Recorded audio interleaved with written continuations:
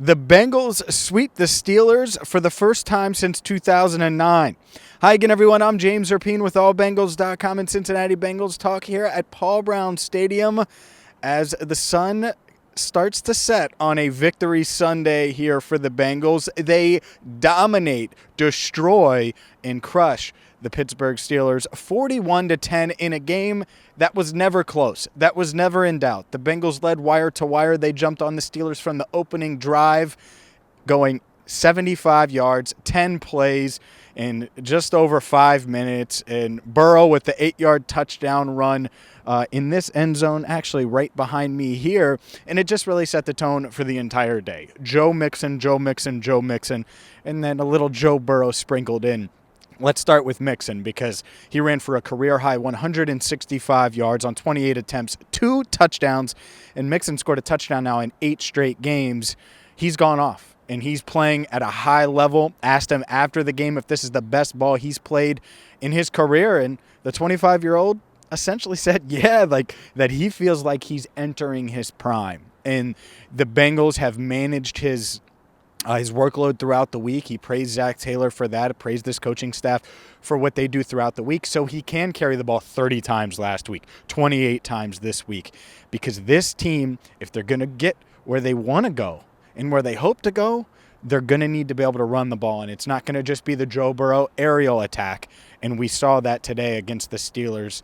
165 yards rushing, and even in the first quarter alone, had 10 attempts. So right from the jump, it was clear that the Bengals wanted to establish the run. They were able to do that, and then it kept Joe Burrow upright, kept him clean. He was sacked twice, but outside of that, pretty clean jersey for Joe. Burrow finished 20 of 24 passing for $190 and a touchdown. Also had the rushing touchdown, like I mentioned. Almost had another one to T. Higgins, who had his best game of the season, 6 receptions, 114 yards, and a touchdown. Almost had that second touchdown, like I said. And T, by the way, said he would love for his touchdown to be on You Got Mossed. I think it will make it there, so we'll see if that happens. But just an overall great performance by this offense. Burrow did have the one interception, but outside of that, they were efficient. They moved the ball up and down the field, up and down the field, up and down the field. And in the first half, they scored on their first 4 possessions of the game. So anytime you do that, especially when 3 of them are touchdowns, and the one field goal that they had to settle for was after the Eli Apple interception. And let's get to Eli Apple, because back-to-back weeks now with an interception, he certainly answered the call and the bell. After the Bengals, they claimed Vernon Hargreaves, they claimed Trey Flowers over a month ago, and it seemed like, okay, maybe this is where they're going to go with Trey Waynes out. Maybe it's going to be one of these other guys. Eli Apple has responded the right way. He's playing better. And yeah, he gave up that one catch to Chase Claypool downfield that set up the Steelers' field goal attempt. But later in that drive, and this is just a point of growth. Remember week 1? Later in that drive, let me finish this, I guess. He played great defense on Claypool, and it was on a 3rd down in the end zone, and that was that, and it ended the drive, and Boswell had to kick the field goal. But remember week 1 where he didn't tackle the receiver, then he got called for a pass interference, and that he gave up the touchdown to Adam Thielen. All those plays happened on the same drive, and Eli Apple went into the Bengals fans' doghouse. Well, he didn't let those mistakes snowball this week and today like he did in week 1. And that's just a point of growth, I think. And give the Bengals, defensive coaching staff credit, because I think this defense has certainly, once again, exceeded my expectations for what I had for them coming out of the bye. I thought that this was going to have to be an offensive-heavy second half of the year for the Bengals. And look, they scored 41 points, but the defense generated 3 turnovers. They only gave up 3 points when the game was even close. And really made life easy on Joe Mixon, Joe Burrow, and company, because the Steelers were never really a threat. They were never effectively moving the ball outside of the one deep play to Claypool. They struggled throughout the game, and it translated to a win here at Paul Brown Stadium. And it's kind of crazy. Not only is this the first time the Bengals have swept the Steelers since 2009, this is the first time the Bengals have won 3 straight over the Steelers since 1990. So they did that. Mike Hilton after the game saying that he absolutely thinks that the rivalry has tipped. The power shift has officially been completed and has shifted to the Bengals having the upper hand in this rivalry with the Steelers. When's the last time you could say that?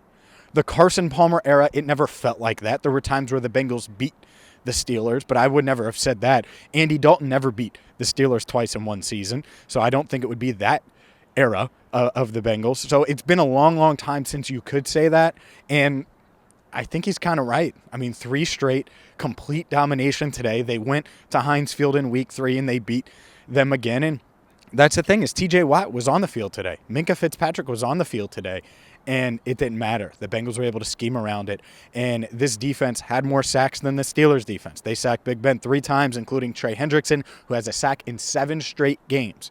Remember when people were talking about Trey Hendrickson and, should he, be signed for that type of money? Well, the dude is productive, double-digit sacks. Now, Sam Hubbard had a sack, and this team continues to have these complete team efforts. And it is a unique feeling. I've covered plenty of Bengals teams. I've covered Major League Baseball teams, NBA teams.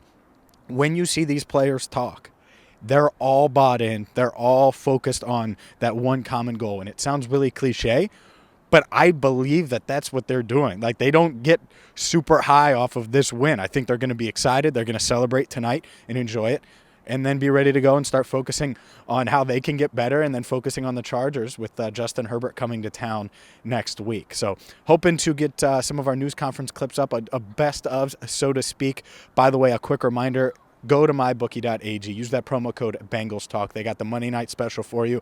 And if you use that promo code BengalsTalk when you sign up, you're going to get a 100% bonus when you do that. Again, BengalsTalk at mybookie.ag.